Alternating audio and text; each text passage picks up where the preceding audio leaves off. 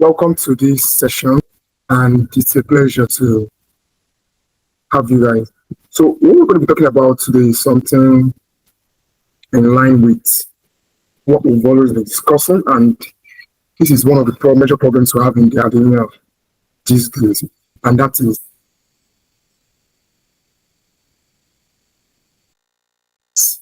plagiarism. As a matter of fact, plagiarism continues to account as a very significant problem in, in academia, and it's important for you to know that the essence of this session is actually to address all the tips that are actually required by you who is starting your academic writing journey, or maybe you're already in academic writing, or maybe you're a content writer, or whatever remote opportunity that actually requires you to copy information from others. Then this is actually an opportunity for you to understand what ethical writing entails and how to actually avoid plagiarism. When we talk about plagiarism, you know what it means, stealing and all that, trying to pick up an idea. It also reflects to how you copy people's WhatsApp status or maybe copy information from people. But now we're going to teach you after this session how can you be able to avert plagiarism and have a much more detailed write-up. So let's jump right up back. So what we have today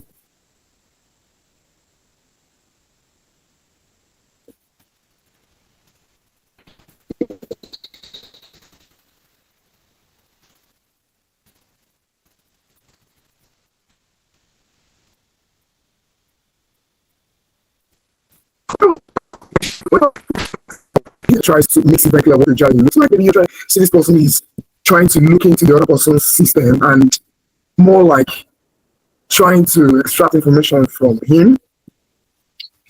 So we're going to be working with an outline, and that outline is going to be a very simple one. First of all, we try to understand what is plagiarism, and when I talk about plagiarism, it is really a very big issue. Plagiarism is a very big issue in academic writing. And secondly, we're going to understand what are the common causes of plagiarism in academic writing. And next, we're going to look at what could be the effective strategies to avoid plagiarism. Then we'll now take a hands look on paraphrasing. Then, plagiarism comes when you understand as paraphrasing. So paraphrasing is just like the medication, is the right medication for plagiarism. So what are some of those paraphrasing and summarizing tips that are very pertinent for you who is a researcher out there that is battling with plagiarism? You know that even with the advent of AI, plagiarism continues to stay. In short, there is this one now that is actually out there that is not just plagiarism, it is AI generated content, and it's usually a very big problem. So we're actually going to address how you can actually get to paraphrase manually, how to cite properly, because that's also part of what plagiarism entails. What are some of the consequences and the final takeaways? Then I'm going to leave us with an exercise where I'm also going to make a very clear-cut demonstration of how you can paraphrase whatever thing you have out there that you want to write. So this is where we get into the ballgame. What is plagiarism? Now, when we talk about plagiarism, it is something very simple. Just see plagiarism as using someone else's work or idea without proper acknowledgement, right? So let's say, for example, you just started your research or any form of writing that you're actually trying to put out there, and let's say you just go online and just copy somebody's work. Let's say, for example, Obi is a girl, or Obi is a boy, or maybe something as simple as that.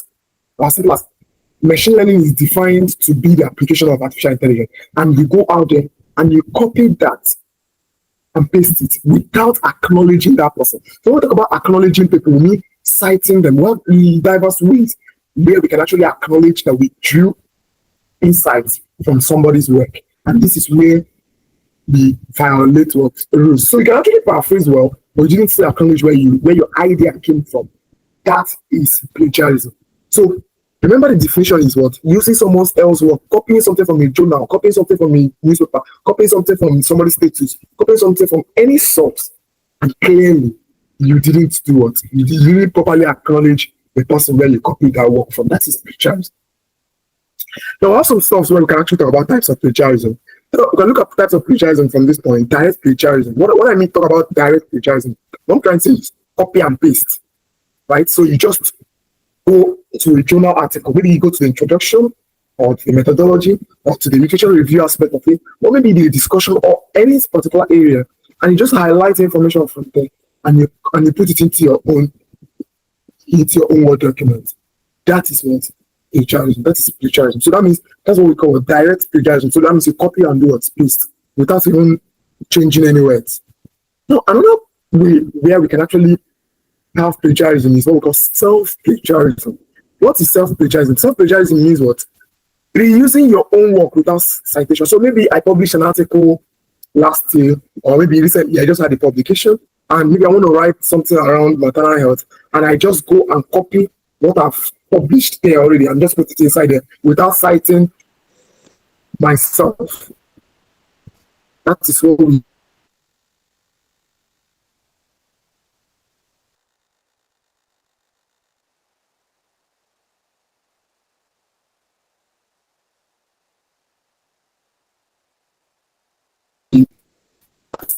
call what? Self. Actually have this, are falling for this because they are copying something from a source, but they are trying to paraphrase it, but they are not paraphrasing it well. So I'm going to demonstrate in details how we can actually do what? Have a clear-cut paraphrasing in this session. Just trust me, you're going to get that. So don't worry yourself. We're going to actually show that because this is actually a very big problem people encounter in academic writing. And another one there is what? Accidental plagiarism. So you've paraphrased well, but you do what? You did not cite the source. So remember that it's very, very important for you to understand that while you are plagiarizing, while you're plagiarizing the text, it can actually come with a lot of what? Consequences.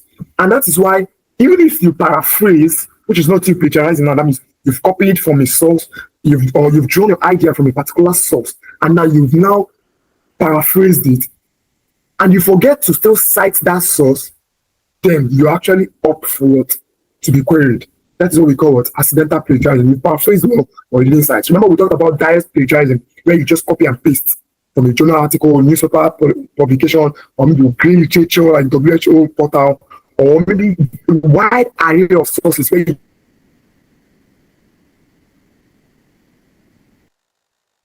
just copy your information, just copy it from a methodology article, or maybe and then maybe copy something from one of my publications and I still don't cite myself. That is what self-plagiarism or mosaic plagiarism, what I call mosaic plagiarism, where you try to paraphrase it maybe a bit, but it's still clearly showing that you have still plagiarized. That is also another type, and now accidental plagiarism. Now, why is it that the issue of plagiarism matters much? Well, the first reason why it matters much is because of what? Academic integrity. It matters because of what? Academic what? Integrity. Because it's very, very, very, very, very, very, very, very important for you to show what? Credibility and reputation. Because once you're a researcher out there and you're plagiarizing people up and down, then it doesn't show any clear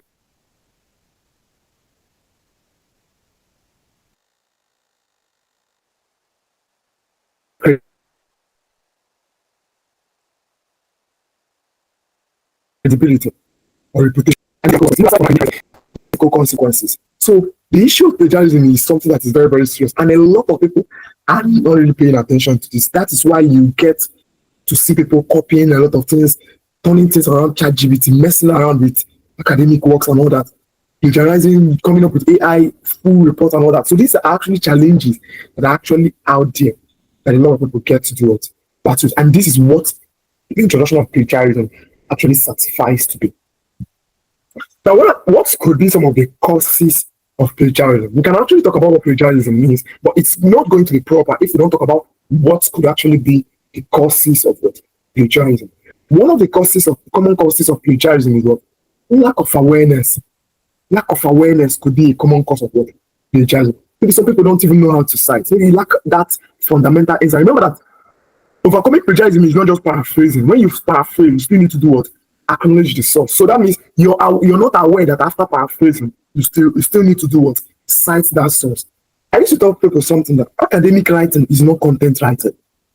Because a lot of people think academic writing is content writing, where you just write one rubbish and it turns out to be creative. It turns out to be creative. You can actually write very well academically, but you didn't meet the guidelines. You're going to fail. That is one of the cons, or that's one of the constraints that comes with being very responsible as an academic writer. Another common cause of plagiarism could be what? Poor time management, right?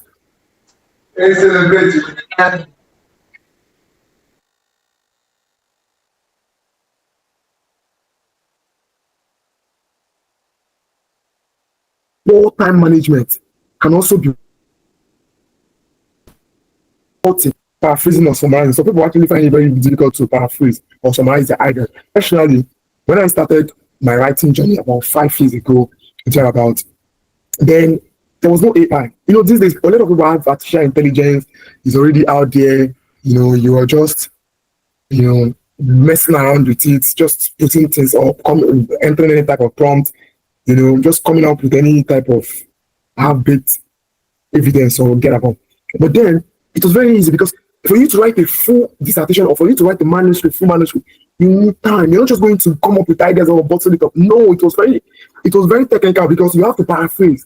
Because the journal that you're submitting it to, you have to do what? Do an integrity check. What we call integrity check. We're also going to talk about that. And at the end of the day, when you do this integrity check, and you get to now realize that you are plagiarizing, then you're not going to get that publication. So then I usually used to struggle with paraphrase because you try to turn the sentence this way, you turn it that way, you turn it this way, turn it. And at the end of the day, it takes so much time. Another common cause of plagiarism is over-reliance on sources without critical analysis.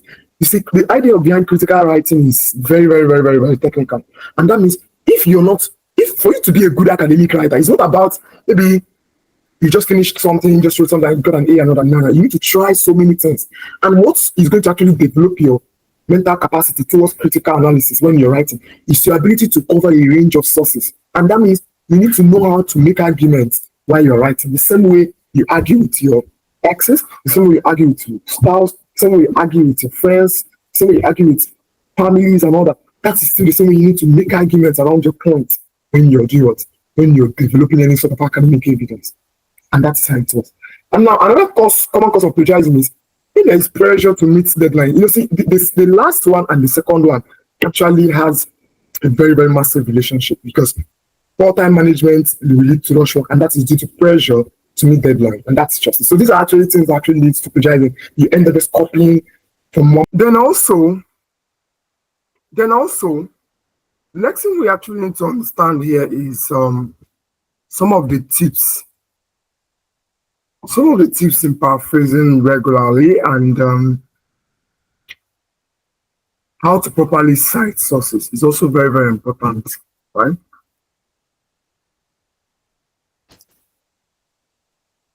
So first of all, your in-text citation is also very important. Now, let's say, for example, you want to use the Harvard style. It's so relevant that you need to have a very clear understanding of the rules that is guiding the particular maybe citation style that you want to use, because the idea, remember how we defined it, is to make sure you acknowledge what sources. Then that means you also need to make sure that in your reference list you have all the sources. All the sources are in the proper format, right? So you use reference management tools like Zotero, Mendeley, EndNote. They're also very, very helpful in your citation. So personally, I do use Zotero for managing my bibliography. Then also, this is also a sample of how to cite. I've already talked about that in several videos, but for the case of this, we're actually going to be looking at what paraphrasing is going to take. Now, what are some of the academic consequences, or what could be the consequences and final takeaways, with plagiarism? First of all, it draws academic penalties. Whenever you are found guilty of plagiarism, it can lead to what? Failure. And also what? You can actually be suspended because of what? Because of plagiarism. It can damage your reputation and career if you're an author, if you're someone that is an author who is out there. It can have a very, very, very, very detrimental. It's like it can have a very, very massive effect on your what? on your career, particularly as an author. And aside from that, too, plagiarism can also really affect the outcomes of your research, right? It can really affect what the outcome of your research. So you can actually have legal issues or copyright infringement because of what plagiarism. And also, some of the final tips I always give out there for people who are actually interested in writing is make sure you plan on time. Once you plan very well, you get to avoid what last minute rush, and that can actually make you not to actually have fall into the trap of plagiarism. You have to be very honest and transparent. Learn how to actually acknowledge your thoughts. Also using tools that are available, like I do use Qbot sometimes, but I do also know how to use some form of generative AI to actually paraphrase thoroughly. Just once you have the right prompt, you know how to actually fix it properly, you're actually going to overcome that. And also, whenever you're in doubt, you also need to ask for guidance. Like they are really very helpful in doing what? In making it very easy for you to avoid what? Plagiarism. Now, I actually want to say something before we get out there, and that is a very simple demonstration that we are going to have before we actually have summary of what we've actually talked about today. Right? So we're going to summarize this, then we summarize what we've talked about today. And now this is the exercise that I want to use to show us a clear-cut example of what I mean in how to avoid plagiarism, right? So am I just going to say plagiarism is bad? Yes, it's bad. It's bad when you don't acknowledge sources. But it's also somehow the root of how we generate our own ideas, because we need to see what other people has done before we can now manifest it in our hours. That's how it works. Because for you to start making a research on diabetes, you're definitely going to cite tons of papers. We're going to cite tons of papers in literature review, on your methods, trying to make arguments, your discussion, and all that. So you also drawing from people's work. You're copying people's work. You're drawing in knowledge from people's work, but you're making sure that you do what? You cite them what? Properly. So I'm just going to run a very quick example of whatever I'm talking about, because I always love to demonstrate in my sessions. And it's actually a rough sheet that I've actually made out there. Now look at this topic here. Let's take the first one. This is actually, let's assume I'm actually interested in this part. Okay, let's say this is a journal article, and I'm actually interested in this part. Now, what am I going to do? If I want to actually play manually, I'm just going to say, okay, social media has been an integral part of modern life with billions of users and all that. And let's say this article was published by Mary et al. 2025, right? So this article was published by this person, this individual, Chemeri et al. 2025. And let's say here we have a citation of Abdul 2015 for this particular comment. Maybe here we have, maybe we don't have any citation here when we saw it. It's very important for you to know what I'm going to do here. And maybe here we have innocent 2017, and maybe that's just it. So now let's say I'm actually going to paraphrase some information from this background. Now, it's also saying social media has been an integral part of modern life with billions of users. Now, I can actually say this. According to Chemeri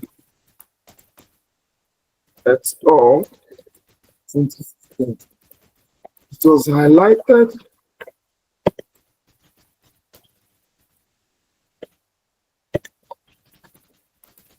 that, remember, I'm actually targeting this, so I'm just going to mark it yellow.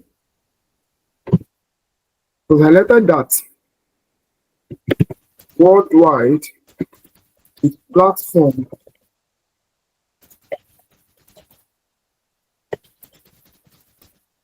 such as maybe Instagram, could bring that first, TikTok, and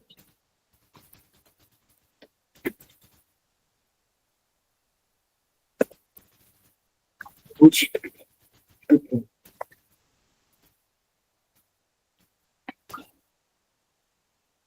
Because okay, cool. So according to Chairman, it was highlighted that worldwide platforms such as Instagram and this has facilitated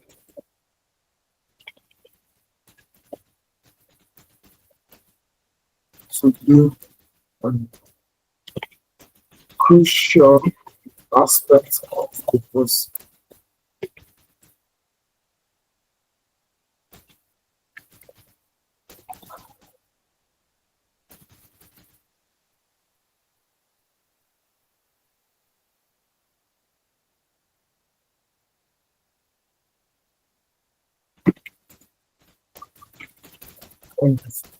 Billions.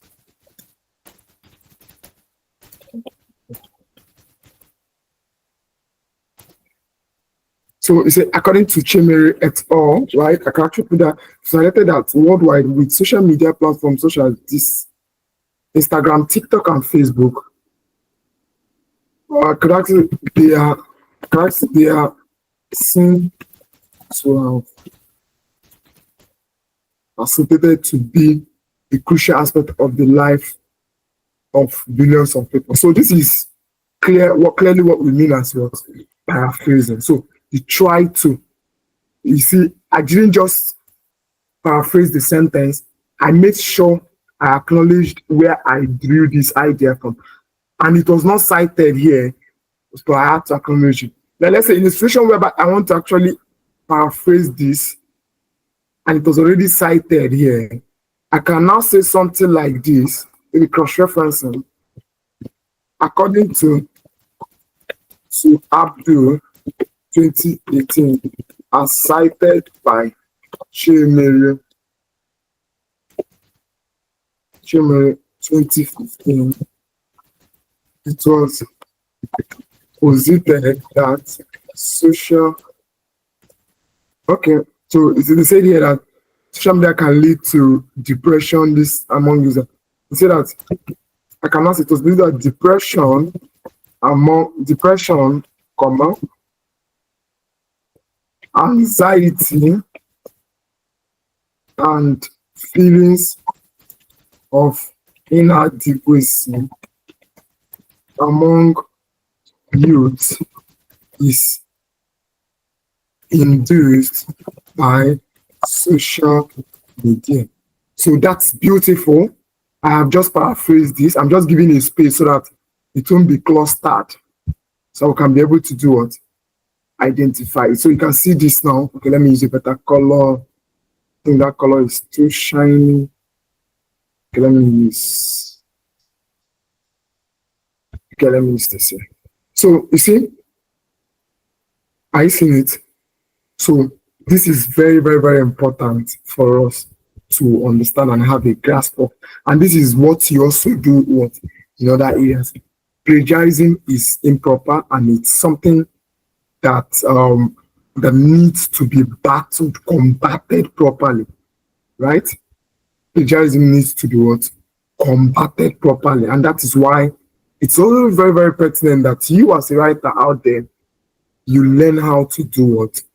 Battle plagiarism. Remember, I just want to have a very quick summary of what I've done. I'm going to share the slides on the chat box. I'm going to share it on the community group. So if you're not in the community group, you need to actually be there. So my slides are always going to come after the training as well as the podcast. And everything we talked about today was very simple. We started by talking about how to avoid plagiarism. My name remains David Chinach. I'm innocent. And I actually demonstrated this picture. We talked about what plagiarism entails, what could be some of the common causes of plagiarism, what are the effective strategies to avoiding plagiarism, how can you paraphrase and summarize. We've just demonstrated that beautifully, and how to cite properly, consequences and final takeaways. We actually started by saying, okay, that's what plagiarism entails is just using someone else's work ideas or words without proper acknowledgement. So anyway, you copy something from any WHO journal or any article and it maintains that same context, then you have done what? You have successfully plagiarized, and it has dire consequences.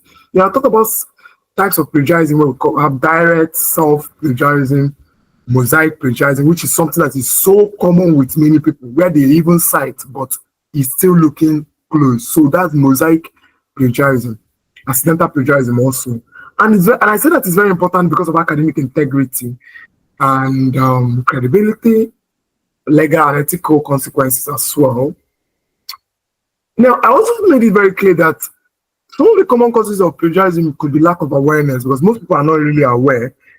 Poor time management, difficulty paraphrasing, over-reliance on sources without critical analysis, pressure to achieve high grades or meet deadlines, And some of the effective strategies could be to understand it, use proper citations, paraphrase and summarize effectively, just as I've demonstrated beautifully, and taking notes, always what I do, and making sure you scan it, because you're not a good writer if you don't use tools like Turnitin and Grammarly. Like you need to be using premium things. You need to be using premium products. Like they even give you much more advanced, access. And I've actually demonstrated how to cite in several of my videos, which are out there on YouTube. And I actually showed an example here how you can actually start your paraphrasing, where the antidote for plagiarism is paraphrasing. That is what we use in healing plagiarism.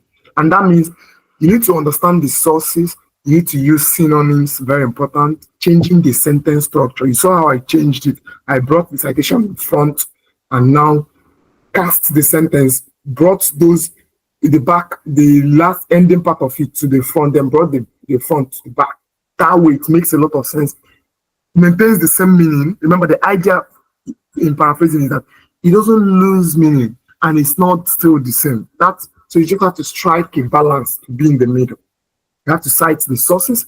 You have to practice regularly, because the only way to be good at this is by practicing, working on numerous projects, writing as so much reviews as possible and all that.